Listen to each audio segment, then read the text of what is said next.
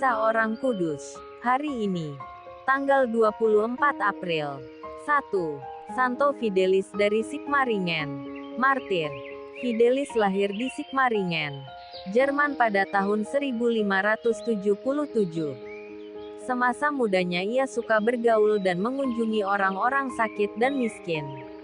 Ia rajin berdoa dan sering berlutut di depan altar hingga berjam-jam lamanya.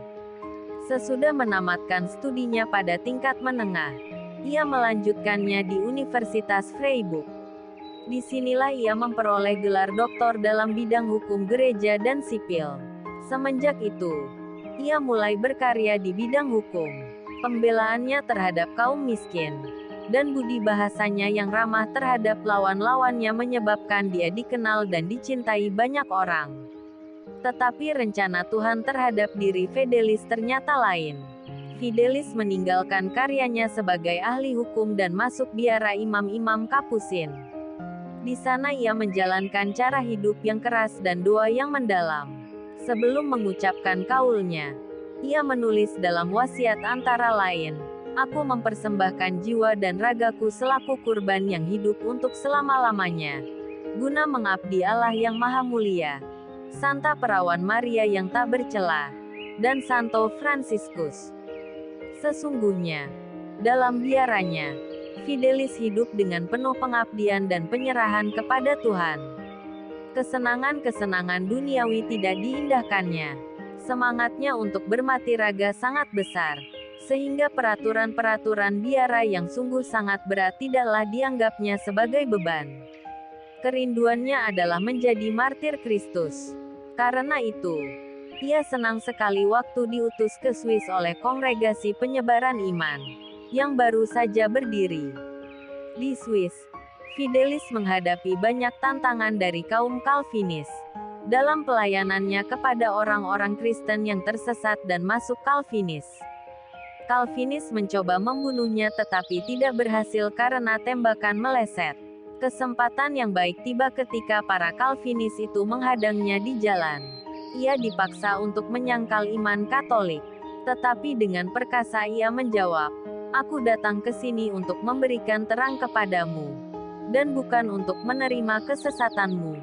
Aku tidak takut mati dan sekali-kali aku tidak akan menyangkal iman Katolik yang telah berabad-abad usianya." Karena jawaban ini, ia disergap dan dibunuh pada tahun 1622. 2. Santa Rosa Virginia Pelletier, perawan. Rosa Virginia Pelletier lahir pada tanggal 31 Juli tahun 1796, di sebuah daerah pengungsian di Pulau Noirmoutier. Ayahnya, Julian Pelletier, adalah seorang dokter.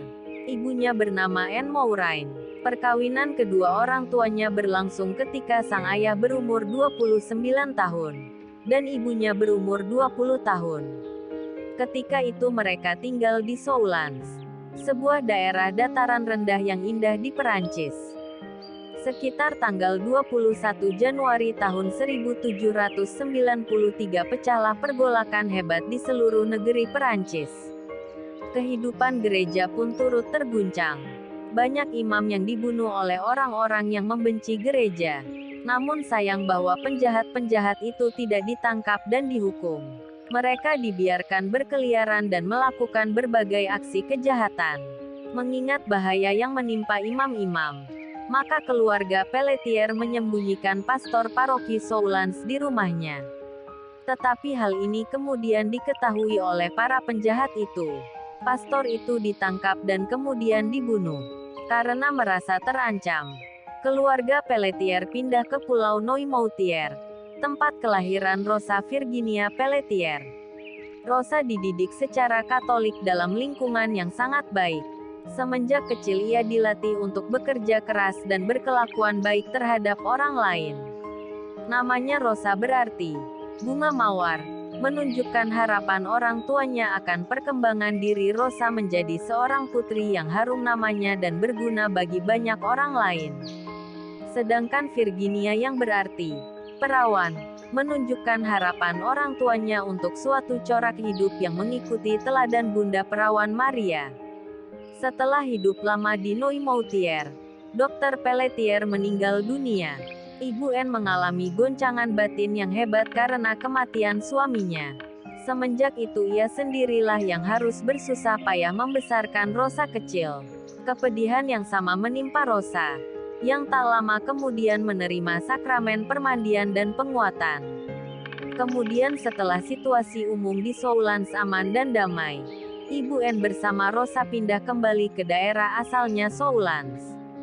Di sini, Rosa dimasukkan ke dalam asrama untuk melanjutkan pendidikannya. Di asrama ini, Rosa berusaha selalu menampilkan diri sebagai gadis yang menyenangkan banyak orang. Sikap dan tingkah lakunya berbeda sekali dengan teman-temannya. Ia seorang gadis yang tenang, alim, tidak suka memberontak dan rajin membantu orang lain. Dengan senang hati ia membantu suster pemimpin asrama untuk menertibkan rekan-rekannya. Pendidikannya di asrama ini sungguh menyiapkan dia untuk menjadi seorang suster yang saleh di kemudian hari. Sementara berada di asrama, peristiwa duka lain menimpa dirinya. Konstan, saudaranya, meninggal dunia. 6 bulan setelah kematian Konstan, ibunya tercinta meninggal dunia juga.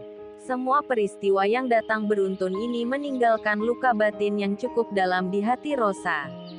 Ia terus saja memikirkan ayahnya, ibunya dan saudaranya. Tetapi inilah saat yang tepat bagi Tuhan untuk bertindak atas diri Rosa. Pada suatu hari, dia bersama kawan-kawannya berkunjung ke biara suster-suster Kongregasi Santa Maria Pengasih. Di sini mereka merayakan misa kudus bersama suster-suster itu. Peristiwa ini menumbuhkan dalam hatinya minat untuk menjalani hidup sebagai seorang suster. Maksud hatinya untuk menjadi seorang suster diberitahukan kepada kakaknya N. Josephine dan Marsaud, suami N. Tetapi cita-citanya itu tidak disetujui. Saudaranya tidak menyetujui kalau Rosa masuk biara itu. Ia boleh masuk biara lain seperti biara Santa Ursula. Namun demikian, Rosa tidak putus asa. Ia terus berdoa agar Tuhan memberikannya jalan. Akhirnya kedua kakaknya menyetujui cita-cita Rosa. Pada tanggal 20 Oktober tahun 1814, Rosa pergi ke Tuh untuk menjalani hidup membiara. Setelah menjalani masa postulan selama 11 bulan, Rosa memasuki masa novisiat. Ia diberi nama baru, Eufrasia. Ia giat mempelajari kitab suci dan rajin membaca riwayat hidup orang-orang kudus. Pada tanggal 9 September tahun 1817, ia mengucapkan kaulnya yang pertama, kemiskinan, ketaatan, kemurnian dan pengabdian untuk keselamatan kaum wanita. Jubah mereka khas warna putih. Di bagian dada tergantung salib biru yang melambangkan sengsara Kristus. Di samping salib terdapat sejenis kalung dengan medali bergambar Santa Perawan Maria dan kanak-kanak Yesus. Dikelilingi bunga bakung dan sekuntum mawar yang melambangkan cinta abadi. Sebagai seorang suster muda, Eufrasia melaksanakan tugas-tugas yang dipercayakan kepadanya dengan penuh semangat. Ia ditugaskan di bidang pendidikan anak-anak asuhan yang ada dalam biara itu, dan berusaha agar mereka bisa kembali ke masyarakat sebagai orang-orang yang berguna. Karena kesalehan dan kepribadiannya yang menarik, dia diangkat sebagai pemimpin biara pada tahun 1825.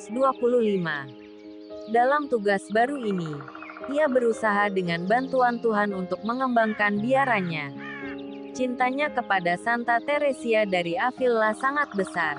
Karena itu ia lebih condong kepada cara hidup Karmelit. Atas izin pimpinan biara Karmelit, ia memadukan aturan-aturan Ordo Karmelit dan anggaran dasar biaranya sendiri. Corak hidup mereka mengikuti corak hidup Magdalena. Banyak orang yang tertarik pada corak hidup yang baru ini. Mula-mula ada 4 orang menggabungkan diri di bawah bimbingannya. Mereka segera menyebarluaskan wilayah kerjanya ke beberapa kota, antara lain Tuh dan Enger. Kemudian meluas lagi meliputi negara-negara seperti Inggris, Belgia, Jerman dan Italia, bahkan sampai ke tanah air kita, Indonesia.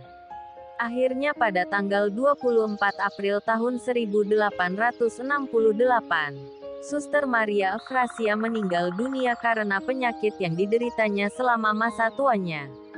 Paus Pius ke-12 tahun 1939 sampai tahun 1958, memberi gelar Kudus kepadanya pada tanggal 2 Mei tahun 1940. Santo Fidelis dari Sigmaringen dan Santa Rosa Virginia Pelletier. Doakanlah kami. Kak Carla Channel.